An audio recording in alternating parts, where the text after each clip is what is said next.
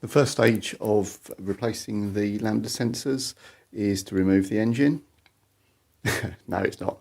I've had to remove the engine from my A3 in order to replace the timing chain, clutch and flywheel, and while it's out I thought I would do the Lambda sensors at the same time because they've been throwing an error, and I thought this actually gives quite a good opportunity for you to be able to see exactly where the sensors are situated so that you're able to work out the best access and see exactly where they actually sit.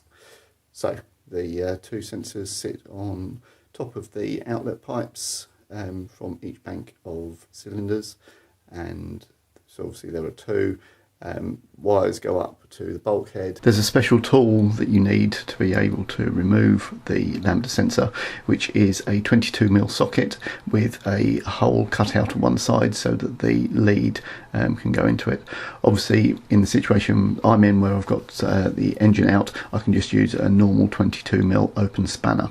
If you put the socket over the Lambda sensor, you can then get an extension bar onto it from above and down the side of the engine, and you'll be able to undo the Lambda sensor. It may be quite stiff, and then the idea is to put the new ones in. I found there are two different part numbers for the replacement Lambda sensors. The only difference as far as I can see is that one has got a longer lead than the other, so I've just used the shorter lead for the one that's closest. Once you've replaced the sensor in the exhaust pipe, you can then connect the lead at the top, which is just a case of separating the connectors and pushing the new one in place. Once that's all done, the Lambda sensors are now in place. You should find that any error codes that you have from faulty ones will now disappear.